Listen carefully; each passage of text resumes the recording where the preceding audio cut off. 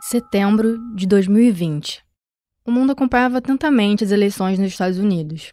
O presidente Donald Trump, do Partido Republicano, enfrentava Joe Biden, do Partido Democrata.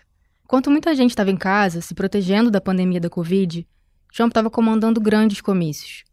Em um deles, no estado de Nevada, no oeste do país, ele disse que a eleição poderia ser fraudada, uma acusação sem nenhum indício ou prova que ele estava colocando na cabeça dos apoiadores durante toda a campanha. And we'll start by saying that the Democrats are trying to rig this election because it's the only way they're going to win. 4 anos antes, quando ainda não tinha nenhuma experiência no poder público, Trump tinha contrariado todas as expectativas e derrotado Hillary Clinton, uma figura tradicional da política americana. O governo dele foi marcado pela disseminação de notícias falsas, pelo aumento das tensões raciais e pela perseguição aos imigrantes e à imprensa. Don't be rude. Don't be rude. No, I'm not going to give you a question. I'm not going to give you a question. You are fake news. Naquele setembro de 2020, o mandato do Trump caminhava para o fim, e algumas dúvidas iam surgindo. Qual o tamanho do dano que ele já tinha causado na democracia? E se Trump fosse reeleito, seria um caminho sem volta?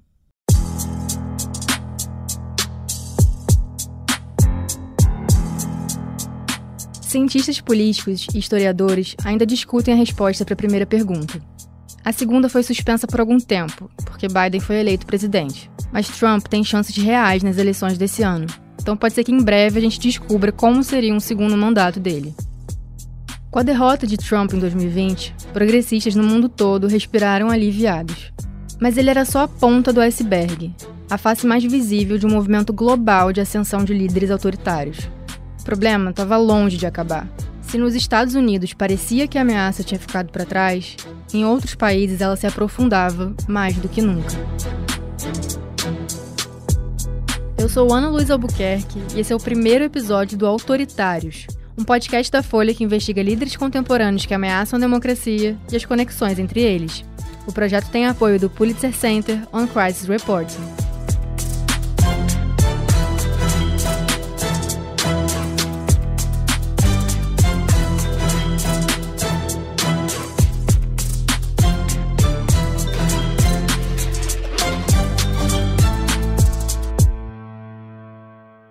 Setembro de 2020.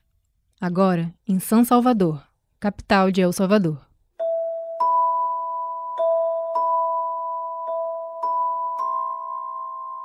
O jovem jornalista Nelson Rauda trabalhava no El Faro, um dos principais meios de comunicação da América Central. Uma fonte o avisou que repórteres que estavam investigando a relação do governo de Nayib Bukele com grupos criminosos estavam sendo monitorados e tinham sido fotografados. Nos meses seguintes, Nelson e os colegas começaram a perceber umas coisas estranhas no celular. Ele estava numa ligação e começava a ouvir uns barulhos esquisitos. Amigos diziam que pegavam o celular e percebiam que a câmera estava aberta, mesmo sem terem tocado no aparelho. De repente, escuchabas haciendo llamadas, escuchabas ruidos en el teléfono. Compañeros te decían que entraban a su teléfono y tenían la aplicación de cámara abierta cuando no lo habían tocado. O Nelson não sabia se ele estava sendo paranoico ou se tinha mesmo algo errado. Uno no sabe bien la distancia, la frontera entre qué es tu paranoia y qué es cierto.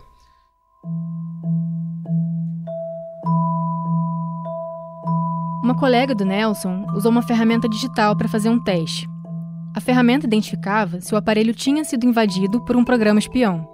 Deu positivo. Então todos da redação fizeram o teste e a maioria teve o mesmo resultado.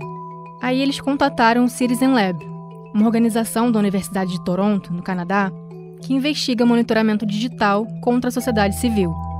O laboratório confirmou que os celulares tinham sido infectados com o programa de espionagem Pegasus. Eles não foram os únicos. Uma investigação internacional revelou que jornalistas, políticos e ativistas foram espionados com a ajuda de um programa desenvolvido por uma empresa israelense. O número de alvos de espionagem passa de 50 mil, espalhados em mais de 45 países. Com o Pegasus, os invasores conseguem coletar basicamente qualquer dado do celular. Localização, fotos, contatos, e-mails, mensagens de aplicativo. Dá para ouvir as chamadas e acessar a câmera e o microfone remotamente. Na época em que a espionagem veio à tona, o grupo israelense NSO, que criou o programa, disse que o sistema não estava ativo em El Salvador. O site da empresa diz que a ferramenta só é vendida para governos democráticos que precisam vigiar criminosos e terroristas. O governo Bukele negou ter usado o Pegasus. A análise do Citizen Lab mostrou que a espionagem no El Faro aconteceu entre julho de 2020 e o fim de 2021. Alguns repórteres foram monitorados por mais de 300 dias. O celular do Nelson foi invadido por 62 dias, em períodos diferentes, que ele diz que coincidem com investigações que ele publicou sobre o governo Bukele. Me dio cólera, me senti enojado. Além de ter ficado com raiva, o Nelson ficou muito preocupado com o que os invasores fariam com o conteúdo que eles conseguiram acessar. Toda a vida, todo o que guardas em tu teléfono, fotos, videos, conversações, e que poderiam usá-los para afetar-nos, para joder-nos. A equipe do El Faro sempre tomou cuidado ao fazer investigações. Usa aplicativos de mensagens criptografadas, programa o app para pagar mensagens, evita ligações convencionais pelo celular. Mas se você é infectado com Pegasus, nada disso adianta. Todos os cuidados que hemos tenido se vão al carajo quando tens Pegasus, não há nada que fazer. Os jornalistas do El Faro passaram todas as informações sobre a espionagem para um instituto americano que defende a liberdade de expressão e de imprensa. Em nome dos repórteres, essa organização entrou com uma ação judicial nos Estados Unidos contra o grupo NSO, que vende o Pegasus. Eles querem que a empresa seja obrigada a revelar quem contratou o programa para espionar os jornalistas. O processo ainda está em curso.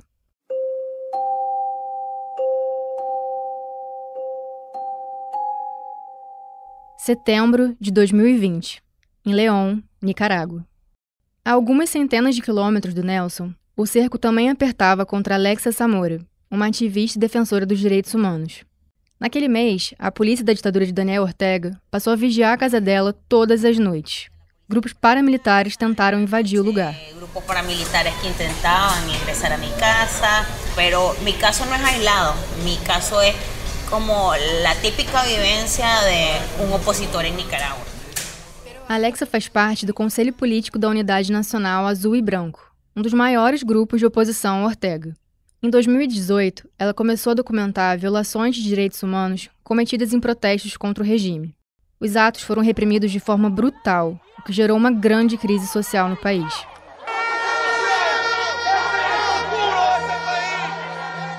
A Comissão Interamericana de Direitos Humanos estima que ao menos 355 pessoas morreram em meio à repressão, entre 18 de abril de 2018 e 31 de julho de 2019. Por ter registrado as violações, Alexa ganhou visibilidade e passou a ser ainda mais perseguida. Ela foi formalmente acusada de traição à pátria. No fim de 2020, meses depois de investidas policiais contra a casa dela, Alexa se mudou de cidade. Porque já a situação era insostenível, totalmente insostenível. Ela morou em 3 abrigos chamados de casas de segurança. São espaços que os ativistas consideram seguros, que estariam protegidos do governo. Mas os paramilitares também chegaram nessas casas. E logo 3 pessoas de confiança da Alexa, incluindo um amigo que é filiado ao partido do Ortega, disseram que a justiça tinha uma ordem de prisão contra ela. Uma pessoa que é muito querido amigo me disse: não sei onde estás, não sei o que estás fazendo, mas andate porque há uma ordem de captura em tu contra. Alexa percebeu que não tinha como adiar. Estava na hora de sair do país. Um amigo conseguiu dar uma carona até uma cidade perto da fronteira com Honduras e ela atravessou a pé. Eu disse pra ela que essa história parecia um filme de ação e ela concordou. Fazer oposição em Nicarágua é como estar em uma película de ação. Depois de entrar em Honduras, Alexa pegou um voo para Costa Rica, onde ela mora até hoje. Mas estar fisicamente fora de perigo não significa que ela esteja protegida da ditadura. Em fevereiro de 2023, Alexa foi considerada culpada da acusação de traição e teve os bens confiscados. Pior, o Ortega tirou a nacionalidade dela. Alexa diz que estava trabalhando um período nos Estados Unidos quando ficou sabendo da decisão. Alguns amigos começaram a mandar mensagens de solidariedade e ela não estava entendendo o porquê, até que ela viu a notícia. Alexa diz que o choque de virar apátrida foi pior do que o próprio exílio. Foi uma questão como de, bueno, e agora que hago? E isto que significa? Que implica? Isto de verdade me está passando? Alexa diz que teve um dos direitos mais fundamentais violados, o direito à identidade. Hoje, depois de ganhar a cidadania espanhola, ela não é mais apátrida.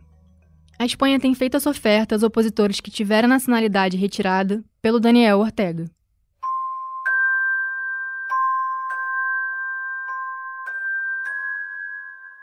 Setembro de 2020, Nova Delhi, Índia. Um dos principais ativistas estudantis do país era preso com base em uma lei antiterrorismo usada pelo governo de Narendra Modi para perseguir opositores.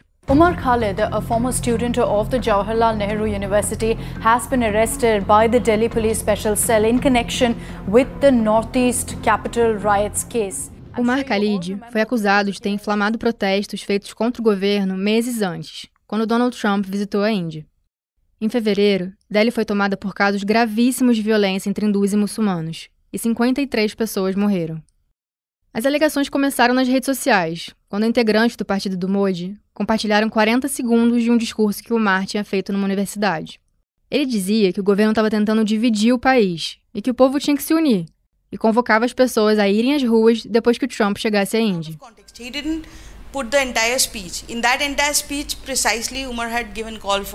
Essa é a pesquisadora Banojyotsna Lahiri, namorada do Umar. Ela diz que as palavras dele foram tiradas de contexto, e que naquele discurso o Umar também citou Mahatma Gandhi e pediu que as pessoas não fossem violentas. O Guardian, principal jornal britânico, noticiou que o Umar também falou o seguinte: "Nós não vamos responder violência com violência. Não vamos responder ódio com ódio. Se eles espalharem o ódio, nós vamos responder com amor."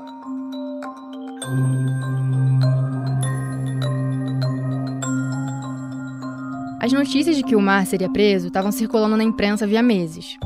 Em agosto de 2020, a polícia chamou Umar para um interrogatório, mas ele foi liberado em seguida. Em setembro, ele foi convocado de novo e passou o dia prestando depoimento. A Banojyotsna diz que os familiares e amigos ficaram esperando ansiosos na porta da delegacia. À meia-noite daquele dia, a polícia avisou que o Umar seria detido. Já se passaram mais de 3 anos e ele continua preso, esperando o julgamento.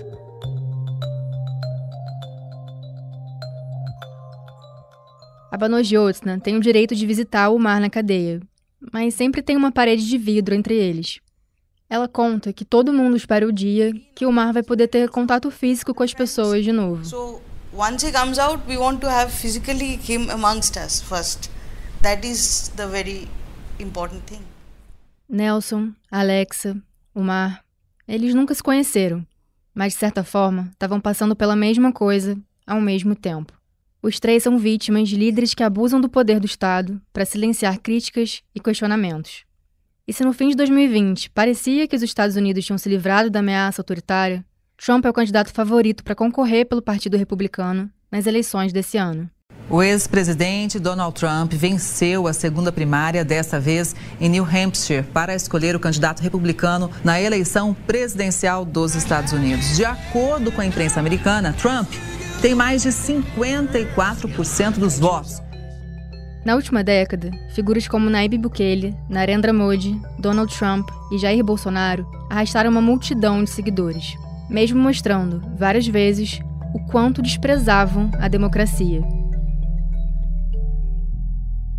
Mas como foi que a gente chegou até aqui e o que aconteceu para esses líderes ficarem tão populares? Essa é a pergunta de milhões, eu acho, Ana.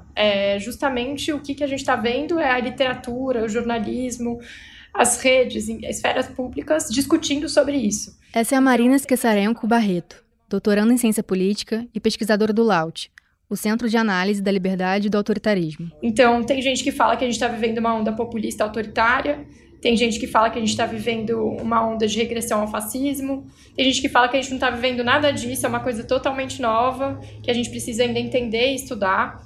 Mas a verdade é que está todo mundo tateando ainda, justamente porque a gente percebe similaridades dos fenômenos atuais com coisas que aconteceram no passado, mas ao mesmo tempo existem diferenças relevantes. Alguns pesquisadores e institutos que medem a qualidade das democracias falam que desde 2010 o mundo está passando por um período de erosão democrática.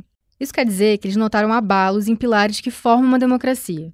Por exemplo, a liberdade de imprensa e de expressão, o equilíbrio e independência entre os poderes e a realização de eleições livres e justas. Um desses institutos é o VDEM, traduzido como Variedade da Democracia, que produz uma base de dados global. O grupo é vinculado à Universidade de Gotemburgo, na Suécia. O que eles se propõem a fazer não é nada modesto, né? Basicamente olhar para a democracia no mundo inteiro e falar, olha, dou o selo de democrático para você, não dou o selo de democrático para você, quão democrático você é, quão não democrático ou autoritário você é. Todo ano, o VDEM publica um relatório sobre as condições da democracia no mundo. No mais recente, lançado em março de 2023, eles falam que a gente voltou para o mesmo nível global de democracia de 1986, quando a União Soviética ainda existia. Os pesquisadores dizem que em 2022, 72% da população mundial, quase 6 bilhões de pessoas, estavam vivendo numa autocracia. Há 10 anos, essa porcentagem era de 46%.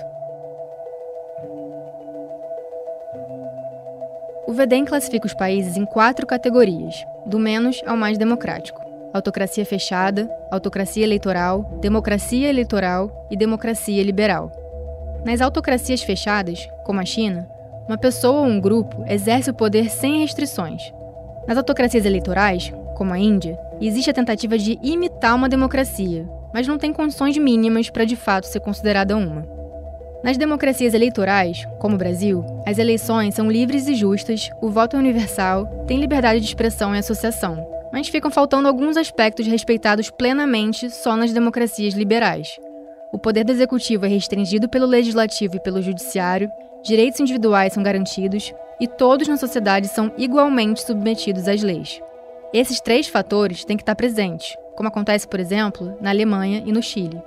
Para produzir essa base de dados, o VDEM depende da avaliação de cerca de 4.000 especialistas espalhados pelo mundo. Então, eles fazem pesquisas com experts e questionários sobre a qualidade da democracia. Como que estão o judiciário, as instituições, a liberdade de imprensa, os direitos civis e políticos no geral. Críticos do trabalho do VDEM apontam que essa metodologia é subjetiva e que os especialistas podem ter vieses. No ano passado, 2 pesquisadores das universidades da Califórnia e da Virgínia, nos Estados Unidos, publicaram um artigo dizendo que não há evidências de que a gente vive uma época de erosão democrática. Para chegar nessa conclusão, eles usaram marcadores objetivos, como a alternância no poder. Seguindo esse raciocínio e adaptando para o exemplo brasileiro, como o Bolsonaro não se reelegeu, não teria como dizer que a democracia entrou em declínio no governo dele. Mas muita gente discorda disso. Aí aparece a crítica da crítica. Esse tipo de marcador objetivo só consegue captar a erosão democrática quando ela está bem mais avançada. Apesar das críticas, os relatórios do VDEM são uma das principais referências para a gente ter uma noção do que está acontecendo com a democracia no mundo.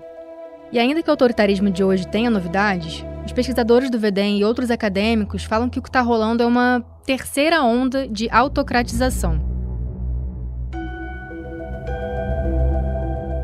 Essa ideia de ciclos nasce com o cientista político americano Samuel Huntington, no século passado.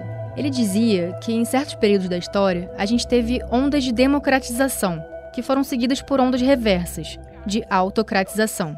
Então, teria uma primeira onda de democratização ainda no século XIX, que vai até os anos 20, do século passado.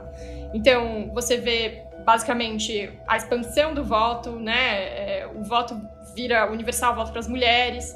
Então, mudanças muito relevantes na sociedade nesse sentido, operários entrando no parlamento, etc. Isso seria uma primeira onda de democratização.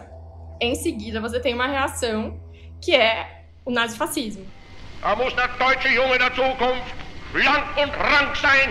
E aí, isso seria uma primeira onda de autocratização.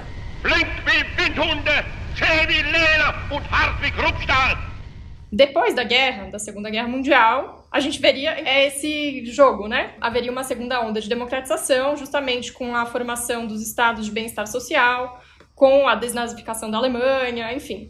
Você teria essa segunda onda democrática. E aí, depois disso, agora indo para a América Latina, você vê nos anos 60 e 70 uma autocratização. Declaro empossado na presidência da República dos Estados Unidos do Brasil. Então, vários golpes militares que varrem as democracias de uma parte do mar. Sua Excelência, o senhor Humberto de Alencar Castelo Branco. Então, a gente já falou aqui de 2 ondas de democratização, seguidas por 2 ondas de autocratização. E aí, depois, com o colapso do Bloco Soviético, nos anos 90, se fala em uma terceira onda de democratização. E aí Quando a União Soviética caiu, no começo dos anos 90, Alguns acadêmicos acreditavam que a democracia liberal tinha triunfado definitivamente como sistema político. Hoje, 2 décadas depois, essa ideia está bastante em xeque. Então, depois de todo esse trabalho do Huntington, você tem esses pesquisadores do VIDEM, que hoje é um dos centros mais credibilizados na análise de democracia global, da qualidade democrática, que vem e vão falar, olha, não parou, a história não parou com a terceira onda de democratização, com o fim do bloco soviético, muito pelo contrário.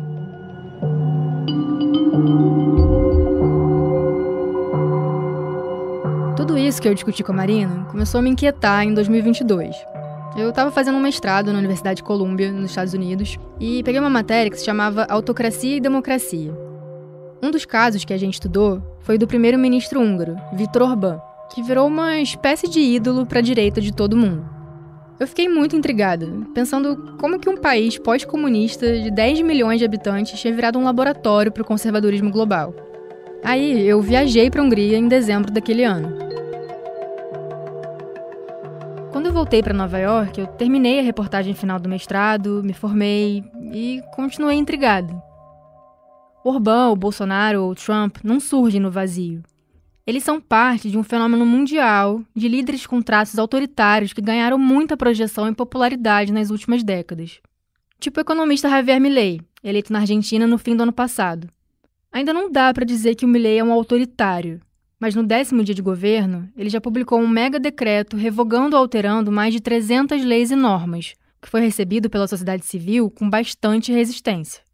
Esses governantes usam táticas parecidas e exploram insatisfações e ressentimentos das pessoas. Eles perceberam essas afinidades e criaram pontes. Prezado Orbán, é uma satisfação muito grande estar na Hungria. Considero o seu país o nosso pequeno grande irmão. Tem um fio que liga esses personagens, e eu tava obcecada em seguir esse fio. Eu queria entender por quê e como esses caras têm chegado e se mantido no poder. Foi daí que nasceu esse podcast. Para montar esse quebra-cabeça, eu sabia que tinha que viajar para alguns países onde a democracia está em risco.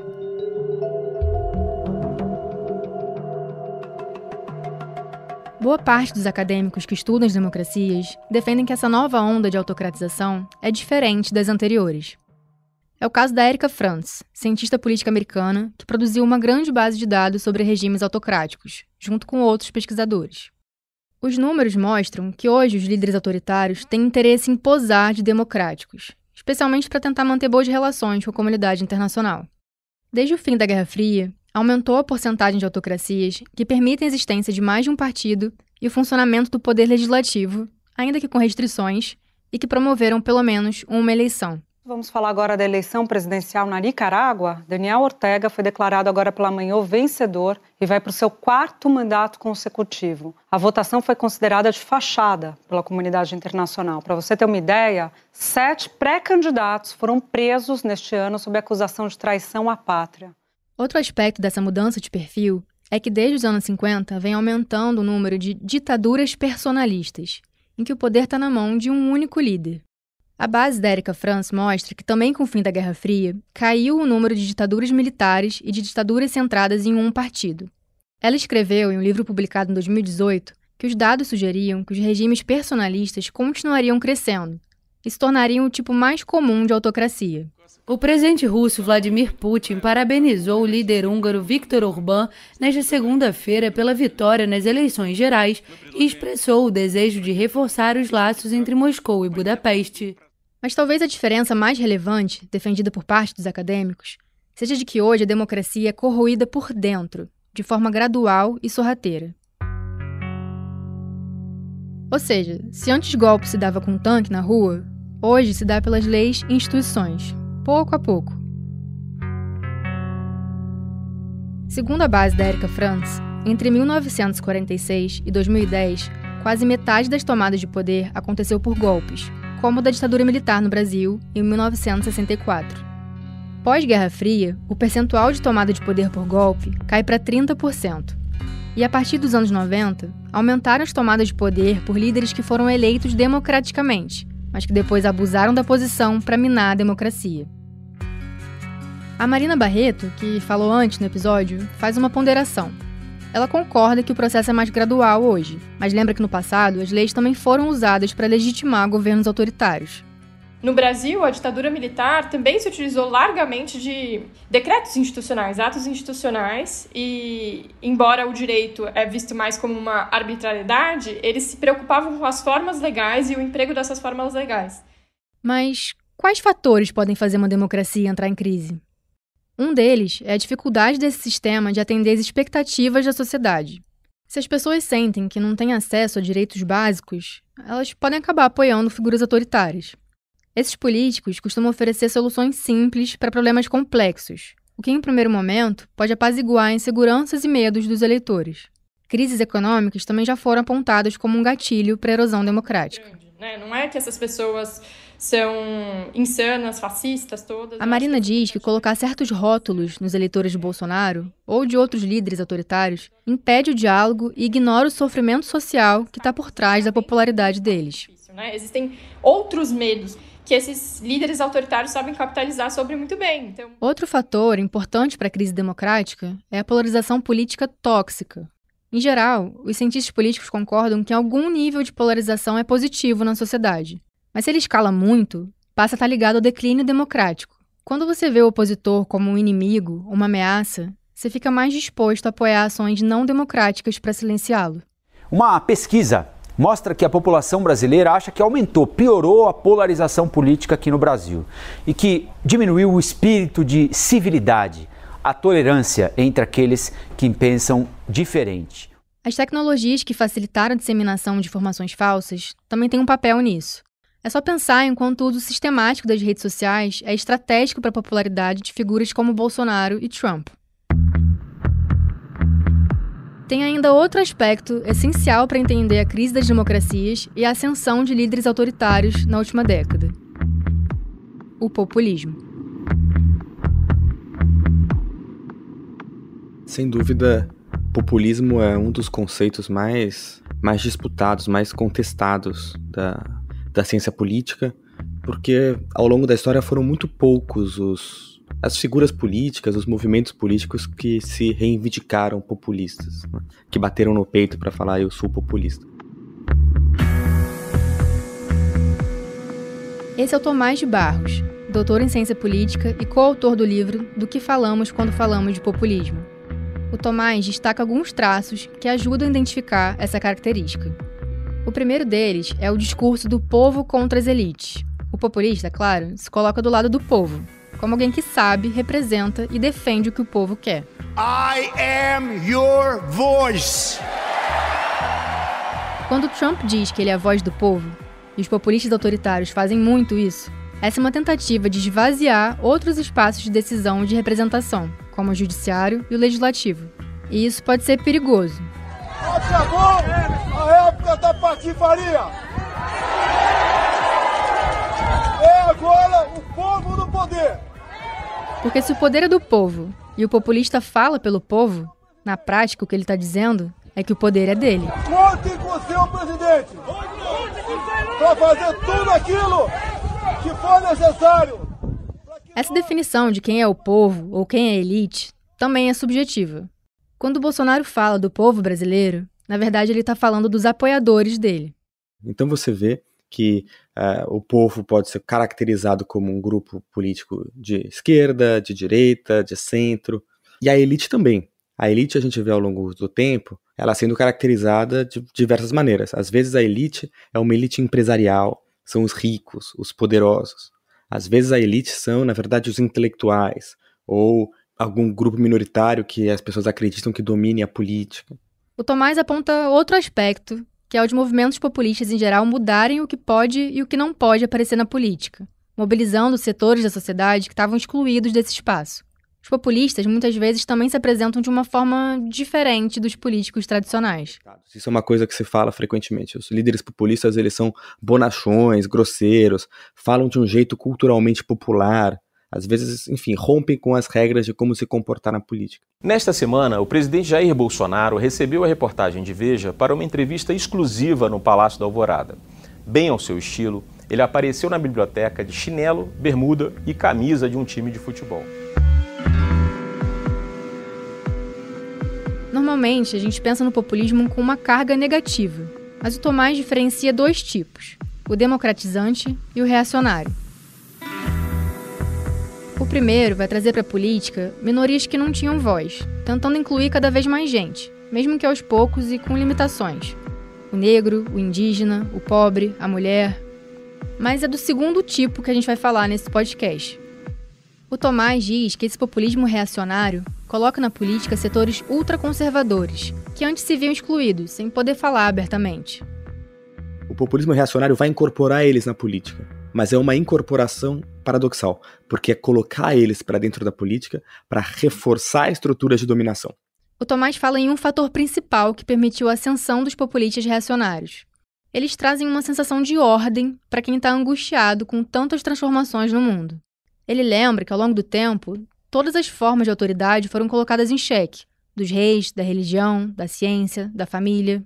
Isso também é angustiante, isso também produz angústias de um mundo que não é mais aquele que ele costumava ser. As certezas que nós tínhamos, elas não são mais as mesmas. E nesse mundo que está desabando, por assim dizer, para muitas pessoas a solução é reforçar a autoridade, é reforçar a ordem, é que um líder com pulso firme venha e reestabeleça uma sociedade bem ordenada.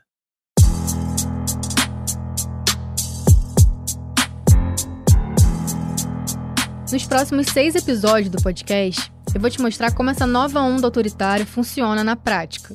Cada episódio vai tratar de um líder que tem colocado a democracia em risco, em várias partes do mundo. Eu vou te contar quem ele é, como ele chegou ao poder, por que ele é um autoritário e como isso afeta a população local. Você vai perceber padrões que se repetem e laços que alguns desses políticos criaram entre si. Eu me debrucei sobre o aspecto mais recente desse fenômeno, então escolhi líderes que chegaram ao poder ou aprofundaram o autoritarismo depois de 2010.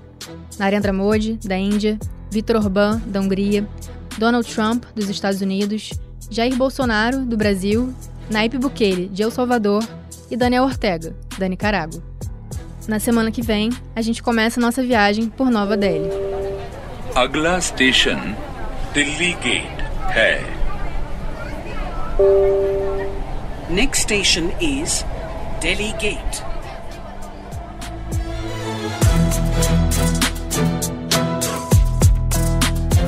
Eu sou Ana Luísa Albuquerque, responsável pela apresentação, roteiro, produção e reportagem do Autoritários.